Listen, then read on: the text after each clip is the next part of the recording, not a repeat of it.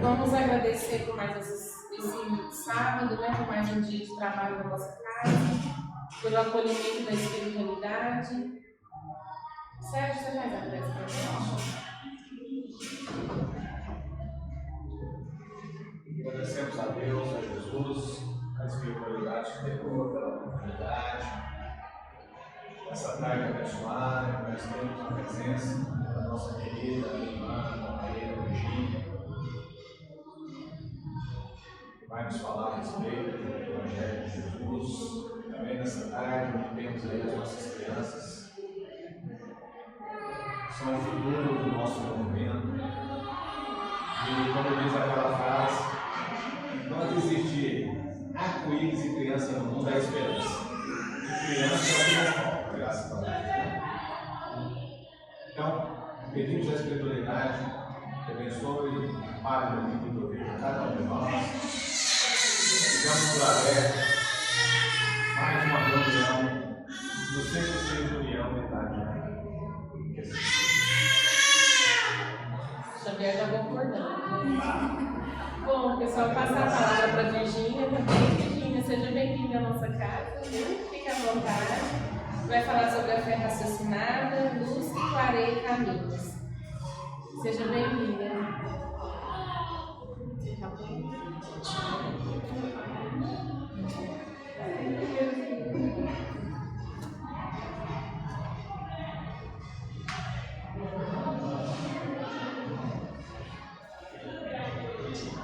Boa tarde a todos. Então, existe uma frase muito falada na doutrina espírita, que a gente encontra no Evangelho, que é: fé raciocinada só é aquela que enfrenta a razão face a face em todas as épocas da humanidade. Hoje nós queremos tecer alguns comentários a respeito dessa frase, especialmente na questão da fé inabalável e de uma aliança entre a razão e o sentimento na doutrina espírita. Para começar, a gente quer definir alguns parâmetros. Nós vamos fazer uma comparação, não uma comparação, é um acompanhamento histórico. Porque enganadamente a gente pensa que essa frase, como ela foi cunhada lá na codificação kardeciana, então é uma coisa que a doutrina espírita inventou, que Kardec tenha construído, né? Mas não foi bem assim, porque ele, como uma pessoa extremamente lógica, racional, que era chamado de bom senso encarnado, e era grande conhecedor do Novo Testamento, do Velho Testamento, e teve a sua educação na escola de Pestalozzi, que teve uma formação muito boa. Kardec, ele tinha uma extensa bagagem de conhecimento, além do que os espíritos trouxeram para ele.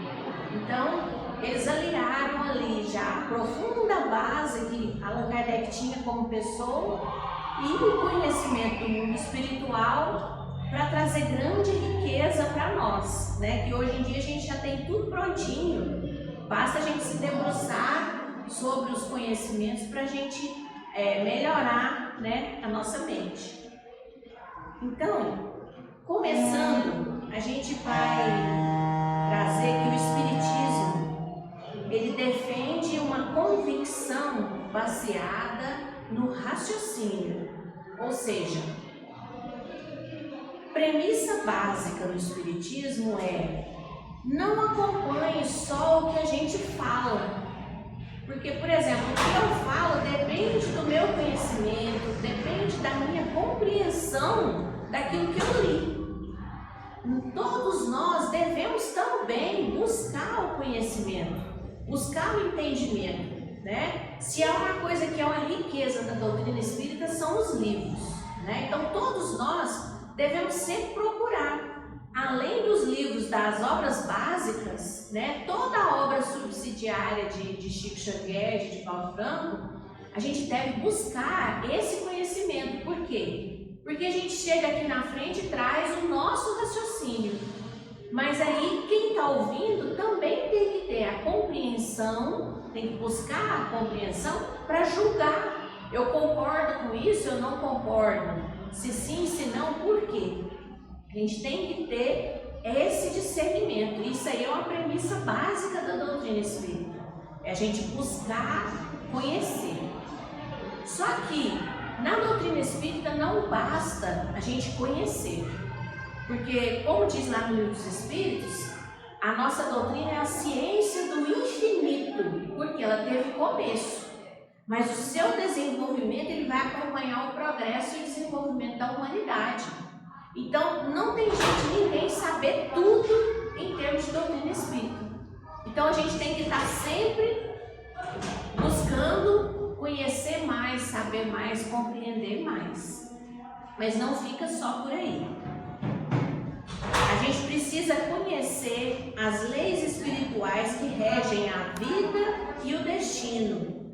E a nossa fé deve ser consolidada pelo intelecto, oferecendo consolo e força diante das lutas da vida, porque as raízes do nosso conhecimento, as raízes da nossa fé, não estão presas a dogmas, mas sim a compreensão.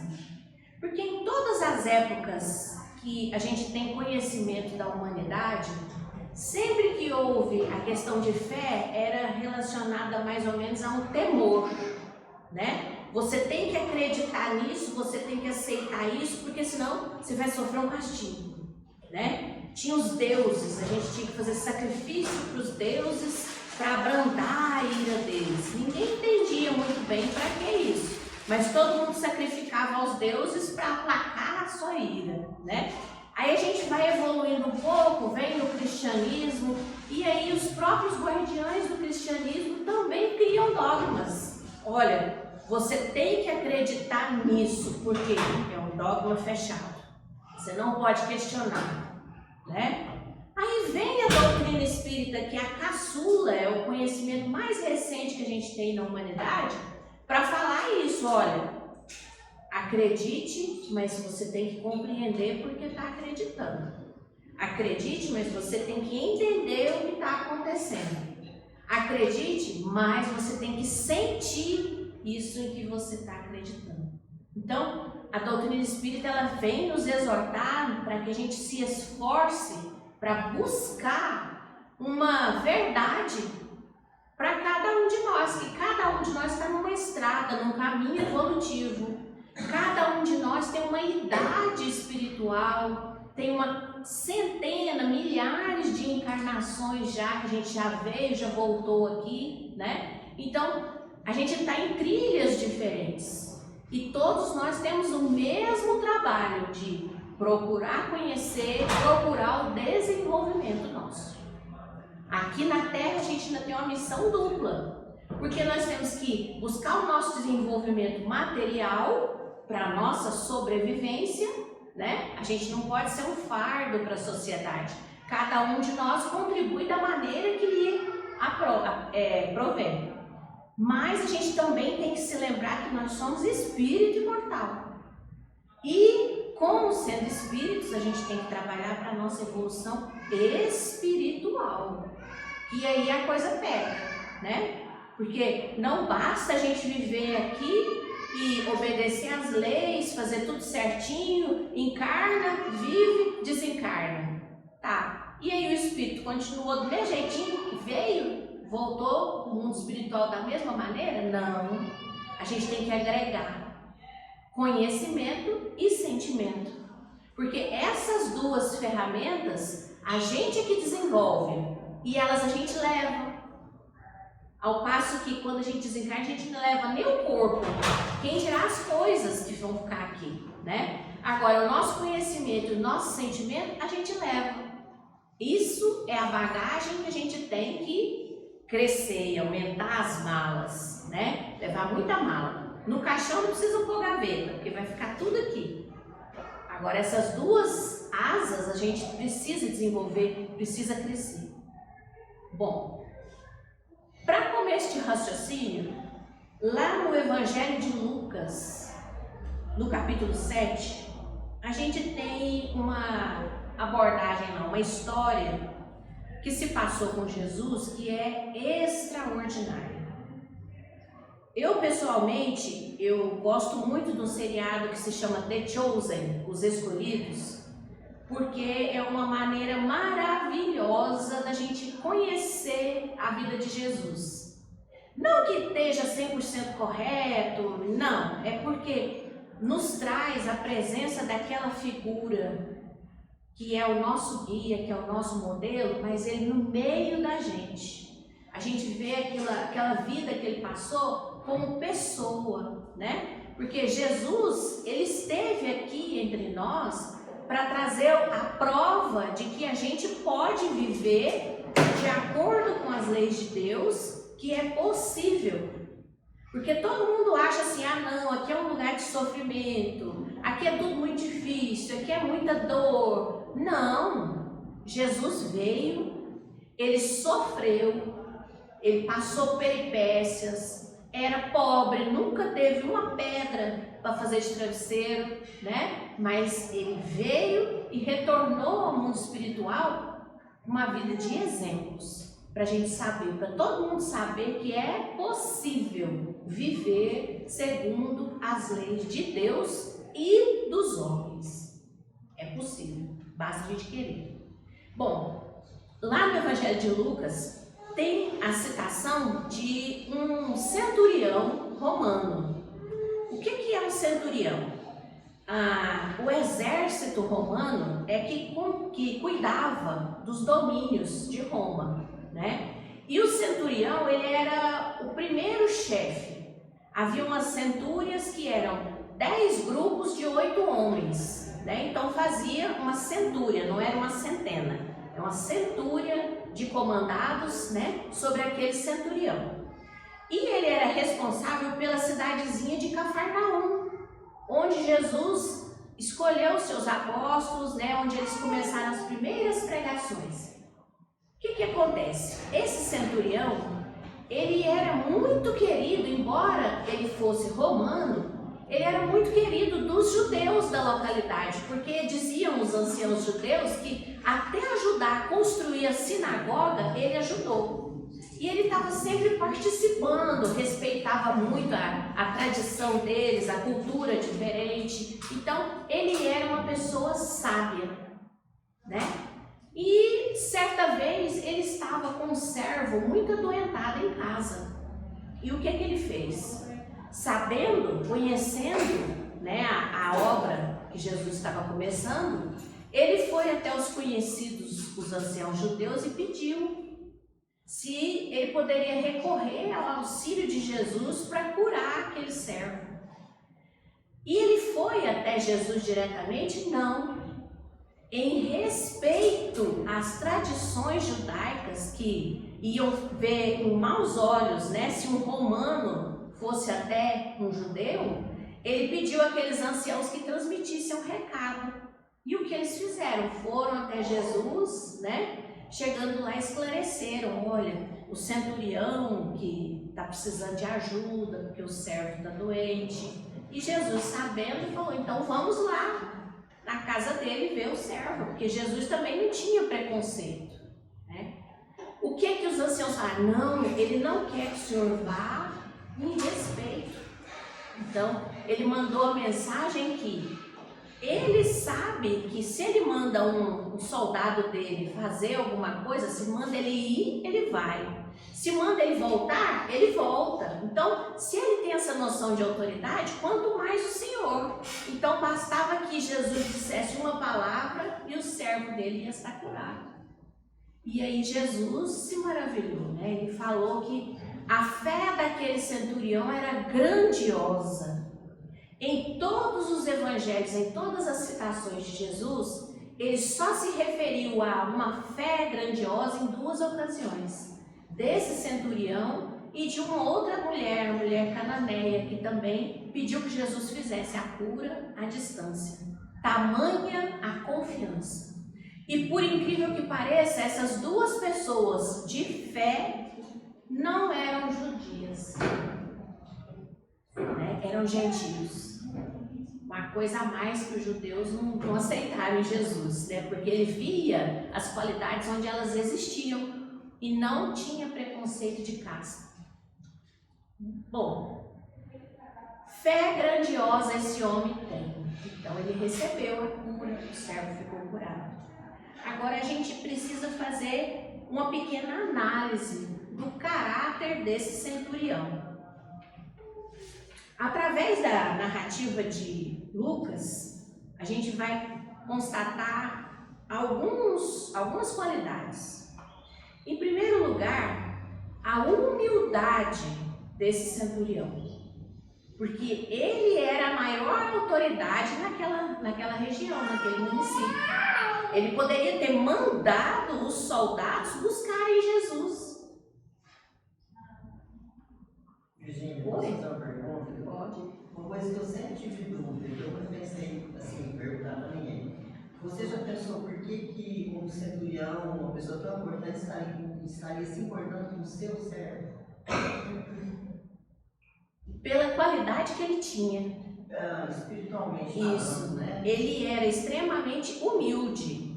Então, ele enxergava as pessoas, né? Então, o servo, se fosse o chefe, se fosse o rei, se fosse o judeu, porque para os romanos, eles estavam numa classe superior e os judeus eram um povo conquistado. Então, era tipo uma classe escrava, né? Então, ele era a pessoa que trabalhava para ajudar os judeus. Ele ia ver um escravo e não ia ver o servo dentro da própria casa, né? Então, era o perfil dele de ser humano. Não é ser humano na questão de raça, é de ser uma pessoa humana. Depois, ele era fraterno e caridoso, né? A gente já viu que ele ajudou os judeus da cidade a cavar poço de água, a construir a sinagoga da cidade, né? Então, ele não estava lá simplesmente para mandar a tropa. Ele estava resolvendo as necessidades da localidade. E, acima de tudo, o respeito que ele tinha. Porque ele tinha autoridade acima de todos, mas ele estava respeitando a tradição. E com isso, os próprios anciãos também respeitavam ele na qualidade de líder, né? Então, era o que? Ele estava fazendo uma sementeira positiva e recebendo em troca. Agora aí vamos ver a lógica atrás dessa fé que o centurião tem. Como ele disse lá no Evangelho, se eu, um homem sujeito à autoridade, e com autoridade limitada sobre os meus soldados, se eu dou uma ordem e ela é cumprida, quanto mais uma ordem emitida por ti, cuja autoridade é celeste e divina, não será cumprida? Então, o centurião fez essa expressão. Se eu sou obedecido, quanto mais o Senhor, que eu não sei nem medir o tamanho da autoridade, né? Aí a gente vai analisar esse comportamento do centurião através de princípios lógicos. Os mesmos princípios lógicos que Allan Kardec usou na doutrina espírita. Do particular para o geral. O centurião, ele analisou a experiência que ele tinha de autoridade para medir em uma escala maior a autoridade de Jesus. Do conhecido para o desconhecido, ele usou o que ele sabia do dia a dia para compreender o que ele não entendia, que era a natureza do poder de Jesus. Ele não entendia, mas ele sabia que existia. E do concreto para o abstrato, ele usou um fato concreto, que era: os soldados me obedecem, meus soldados me obedecem, para deduzir uma verdade abstrata. Se eles são meus soldados e me obedecem, Jesus, com uma capacidade tão grande, então mais gente obedece ele também, né? Então, essa foi a dedução lógica que a gente pode fazer daquele comportamento do centurião, além do caráter moral moral que ele tinha. Agora, Jesus reagiu com profunda admiração. Ele só se referiu à fé daquele jeito em 2 momentos. E o que a gente tira principalmente dessa surpresa de Jesus é que o caráter da fé independe de religião, independe de que fé a pessoa tem. Se ela é uma pessoa de fé, ela vai sê-lo em qualquer credo religioso, né? E não a fé cega, não. Quando a gente acredita mesmo, quando a gente entende de fidelidade, quando a gente é fiel, porque é interessante essa questão das palavras, né? Fé vem de fidelidade. O que é fidelidade? Honra, moral, caráter, compromisso, né? Se eu sou uma pessoa de fidelidade, eu sou uma pessoa fiel, eu tenho todas essas características, né? Lá na Bíblia tem, Deus é fiel, é uma afirmação, e é verdade, Deus é, nós somos, né? Então, olha o tamanho do espanto que Jesus teve, porque ele encontrou uma fé assim, numa pessoa que não era da comunidade dele. Agora, vamos para a doutrina espírita, porque afinal nós estamos tratando do conhecimento da doutrina espírita. Allan Kardec, ele entende que a fé não é um sentimento isolado, não é um evento assim, fé, não. Ela segue um método. E é o método que ele usou para codificar a doutrina espírita. Também é um método científico, né? Ele partiu do simples para o complexo. Allan Kardec era um cidadão francês eminente. Ele fez uma verdadeira revolução. Ele fez dicionários, gramáticas, livros de matemática, tudo lá no idioma francês. E ele era um cientista muito respeitado, o Hippolyte Léon Denisard Rivail, né? E aí, como ele tinha já uma carreira, ele era conhecido do meio científico, o que ele fez? Ele adotou um pseudônimo, Allan Kardec, para que as pessoas não confundissem. Eu sou cientista, essa obra aqui não sou eu. Né? Porque a gente pode pensar assim, Allan Kardec é o criador, é o inventor do espiritismo. Não. Ele apenas reuniu o pensamento universal e organizou de maneira científica para trazer para nós já tudo organizadinho. Porque senão a gente podia continuar como era antes da doutrina espírita. Cada pessoa tinha uma convicção e é de um jeito, é de outro, inventava uma maneira diferente de comunicar com os espíritos e ia criando, né, diferentes maneiras de trabalhar com a espiritualidade. Ele veio e organizou, por isso que ele separou da pessoa dele, né? Não era dele, ele estava prestando um serviço de organização com lógica, né? Mas não era dele, era dos espíritos. Bom, Allan Kardec, ele como cientista, era uma pessoa muito séria, né? E os amigos dele estavam frequentando as reuniões lá de festas, de badalação, onde estava acontecendo muito fenômeno e estava a maior moda, né? Todo mundo ia para os salões para ver as mesas girantes. E os amigos dele chamavam, vamos, Hippolyte, chamava ele, a esposa, vamos? Não mexer com isso não, é charlatanismo isso, bobagem, vou perder tempo aqui na minha casa lendo um bom livro para ir lá ver bobeira de criança, né?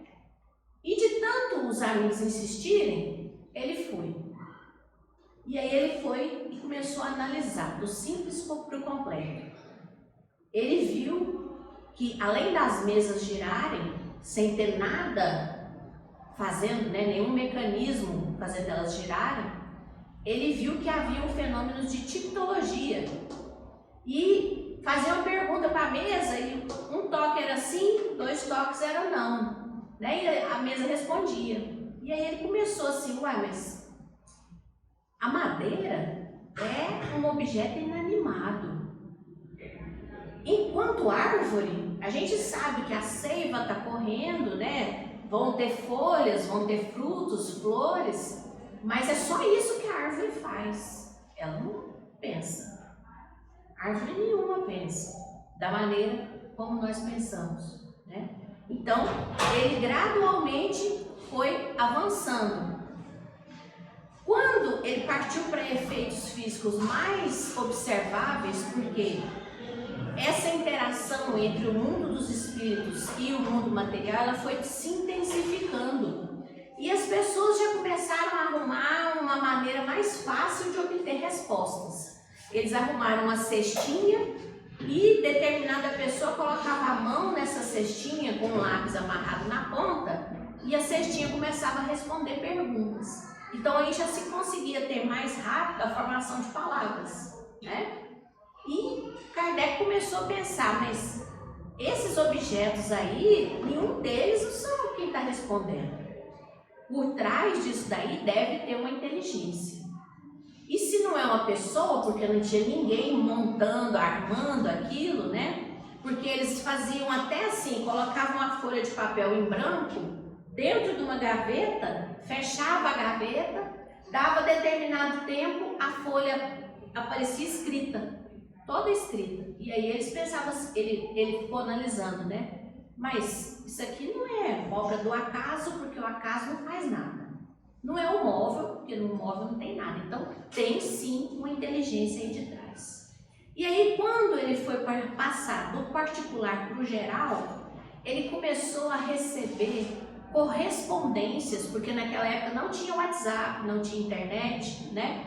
Ele começou a receber montes, milhares de cartas do mundo inteiro com manifestações da espiritualidade, com perguntas, com respostas, com tratados. E o que ele fez? Ele analisou tudo aquilo, leu tudo, não tinha chat GPT, né? Não tinha inteligência artificial, teve que ser letra a letra mesmo. Leu tudo, catalogou tudo, organizou, pesquisou e colocou cada coisa cada assunto novo, ele estudava e colocava o ponto de vista dele junto com o ponto de vista dos espíritos. Isso é um trabalho monstruoso. Ele realmente se dedicou a fazer toda essa codificação da doutrina dos espíritos, porque era muito material espalhado, não tinha quem fizesse a interpretação por ele, foi ele mesmo, né? Ele despendeu de si. E através desse trabalho que ele desenvolveu, a gente chega à conclusão que doutrina espírita não é crer. Doutrina espírita é compreender. Tem muita diferença de um ato para o outro. A fé não deve depender da ocorrência de fenômenos extraordinários, mas sim da solidez lógica dos seus princípios. E aí a gente vai ver um raciocínio de Kardec lá no Livro dos Médiuns. Ele colocou lá 3 grupos de pessoas. Existem pessoas que vão ver os fenômenos espíritas, vão ver uma materialização de espírito, vão ver uma escrita direta, vão ver uma fala direta, vão ver uma transfiguração, vão receber um passe, sentir a energia entrando pelos poros, vão receber a cura espiritual e do mesmo jeito que elas chegaram, elas vão embora. Eles não vão acreditar. Pode receber, pode ver, pode tocar. Mesmo assim, eles vão achar que aquilo é só firula. Existe esse grupo de pessoas, né? existem aquelas pessoas que vão se convencer pela razão primeiro. Vão ser orientadas, instruídas, vão ler, vão perguntar, vão se esclarecer e vão compreender. Realmente, esse princípio, estudei o Livro dos Espíritos, da forma de Bezerra de Menezes. Bezerra de Menezes era um católico exemplar. Certa feita, ele ganhou a primeira edição de O Livro dos Espíritos e ele ia para casa de bonde, de trem, né? Demorava pra caramba. Morava no Rio de Janeiro e aí, na viagem do trabalho para casa, ele leu a edição todinha do Livro dos Espíritos. E aí ele foi lendo e constatando assim, não, mas eu já penso assim, mas esse é meu jeito de ver. Não, eu entendo que tem que ser assim mesmo. Então ele saiu do trabalho católico, chegou em casa espírita. Por quê? Porque sem ver nada, sem ter contato nenhum com o espiritismo, a mensagem que a doutrina espírita trazia era o jeito de ser dele.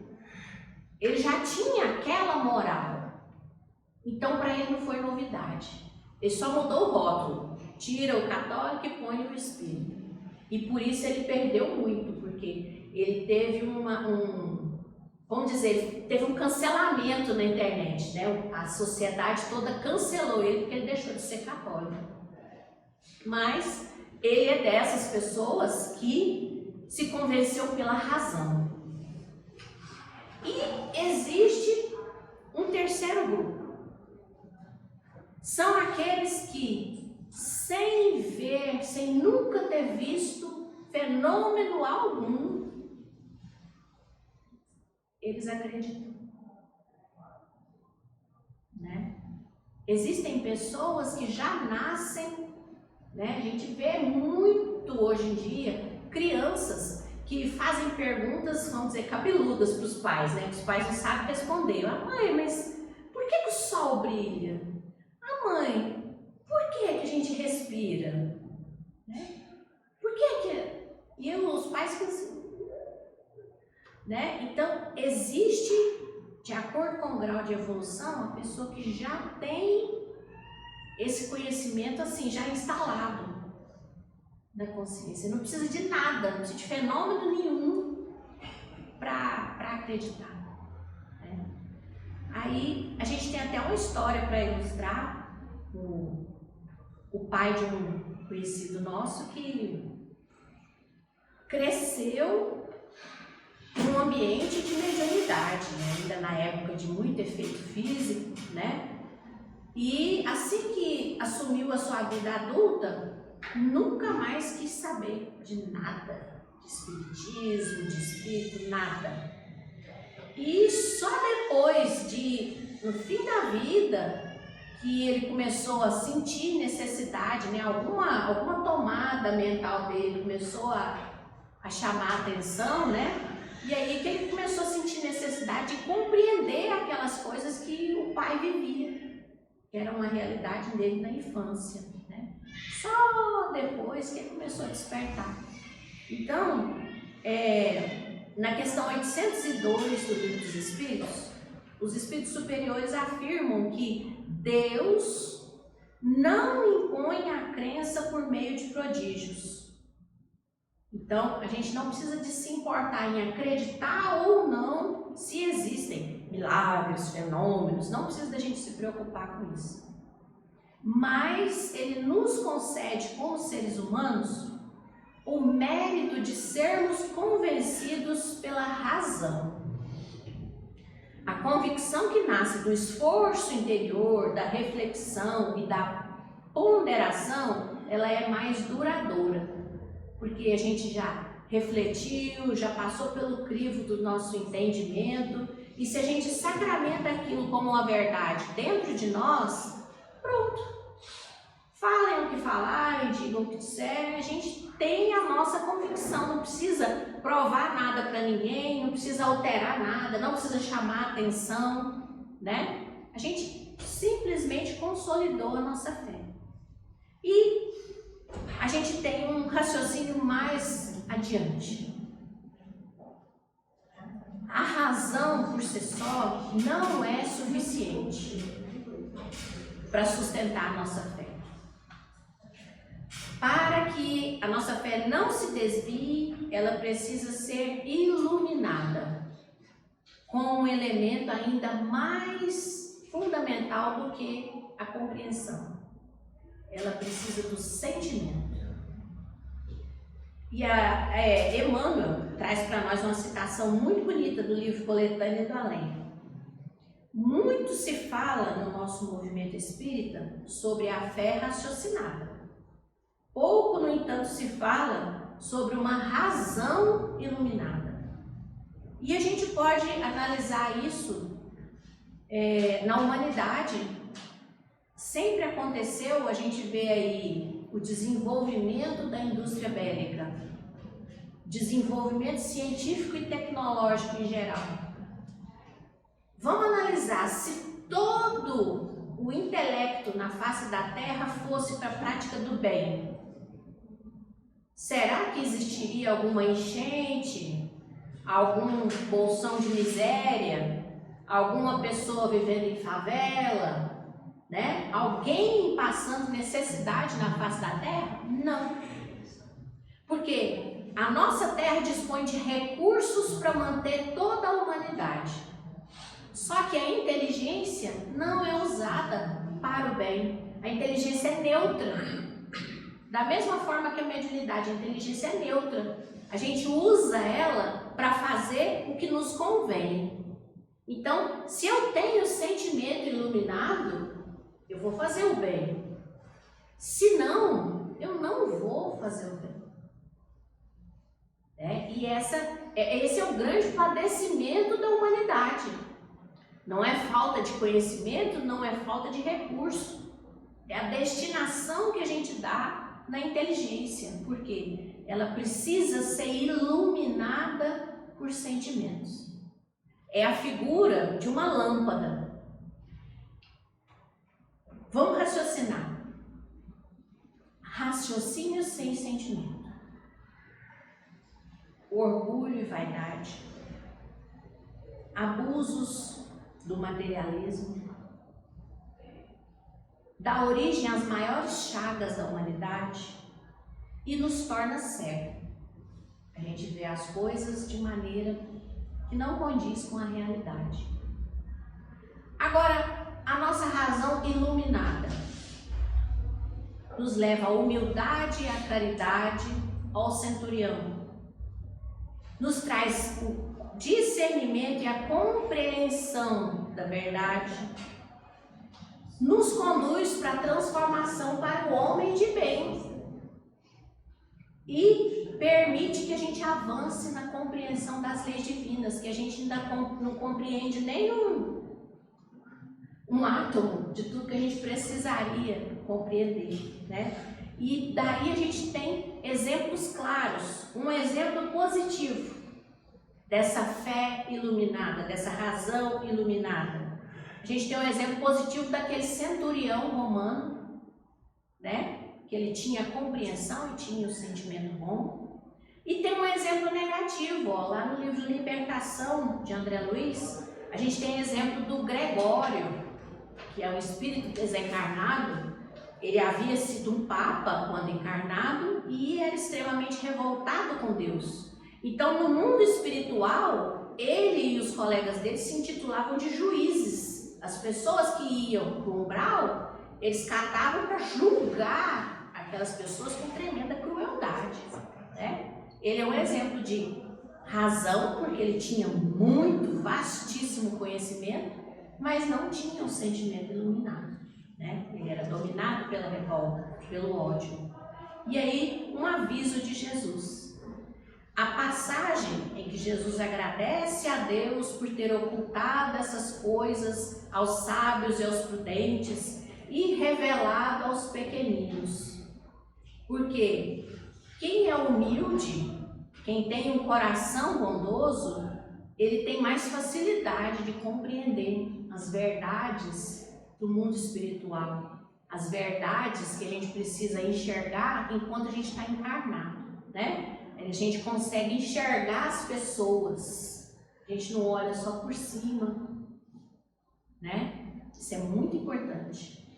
E aí, o centurião romano, nosso colega, ele vira um arquétipo central, porque a sua figura demonstra uma lógica impecável e um sentimento iluminado pela humildade, o respeito e a caridade, né? E aí a gente conclui da fé como essa lâmpada, né? A fé inabalável, ela nos exige uma razão sólida. Não é hoje eu acredito numa coisa, amanhã outra. Não. É aquela coisa que a gente realmente está fundamentado na nossa mente, né? Compreender. E também necessita da luz do sentimento, porque a gente tem que sentir e agir.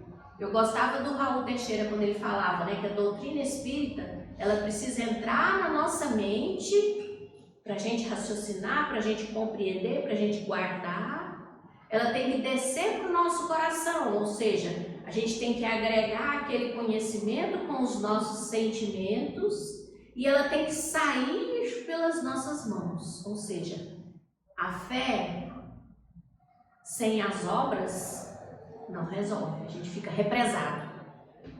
Então a gente tem que dar vazão nos recursos que a gente tenha, sejam eles poucos, sejam eles muitos, de que natureza for. Se a gente tem a compreensão e o sentimento, vai surgir a necessidade de colocar para fora, né? E aí é Emmanuel que sintetiza para nós. A fé raciocinada é a lâmpada que Allan Kardec nos deu para iluminar o nosso caminho, mas é a chama da caridade que acende essa lâmpada. Então, a gente pode ter a lâmpada, mas se a gente não conduzir as obras, não tem o combustível para acender essa lâmpada, né? Então, fica o chamado final. O estudo, a lógica, o raciocínio devem se traduzir em vivência, ou seja, a gente trazer isso para a nossa vida prática, em uma disposição genuína para o serviço ao próximo, para a nossa transformação moral. É nesse movimento contínuo do pensar ao agir que se constrói o reino de Deus, onde Jesus queria, no nosso coração, né? Não é na vida do próximo, não é na casa do próximo, não é no modo de agir de quem for, não. É dentro do nosso próprio coração. Porque a nossa estada evolutiva, ela é individual. Olha a sabedoria de Deus. Ele quer que nós todos juntos chegamos lá em cima. Mas cada um tem a sua rota. Então, é escolha nossa. Fazer uma caminhada igual o novelo de linha quando o gato pega, né? Ou a gente escolhe uma estrada reta. Tira os problemas. Não, vamos. É para fazer assim? A receita é essa? Tá, então é essa. Então, mãos à obra. Vamos caminhar, né? Sem importar tanto e, eu tô sofrendo demais, eu isso, eu aquilo. Não. Deus está me abençoando. Todos os recursos que eu preciso, Ele me envia. Tudo que eu preciso para crescer, Ele me envia. Eu peço paciência, tá? Ele me arruma teste de paciência de tudo quanto é lado para me aprender a ser paciente. Eu preciso ser resistente? Então me arruma também muita coisa para exigir a minha resistência. É assim que a sabedoria divina age nas nossas vidas. Deus está constantemente conversando conosco, nos mandando as necessidades de acordo com a nossa aptidão. Então, vamos aproveitar. O momento presente é a hora. A encarnação presente é o lugar certo onde a gente está, com quem a gente está. Então, que Jesus nos abençoe a todos, que essa tarde continue sendo tão abençoada, tão linda, que todos nós possamos ter um final de semana aí muito bom, muito legal, né? E eu agradeço muito a atenção de cada um.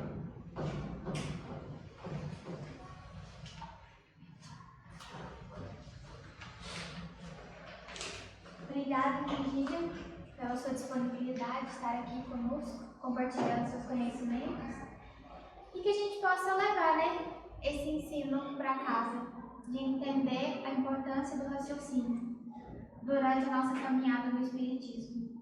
Então vamos fechar nossos olhos, agradecer a Deus a oportunidade de estarmos aqui reunidos para aprender um pouco mais sobre o Evangelho dele, um pouco mais sobre essa doutrina que tanto nos consola e nos guia. Obrigado, Senhor Jesus, que a espiritualidade amiga esteja conosco, nos intuindo, nos protegendo e nos guardando todos os dias de nossas vidas. Que assim seja.